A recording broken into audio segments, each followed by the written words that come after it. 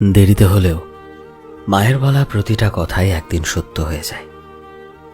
ছেলেবেলায় ভাবতাম মা অতিরিক্ত ভাবছে, অকারণে ভয় পাচ্ছে, বা অনেক সময় বুঝতামই না তার কথার মানে।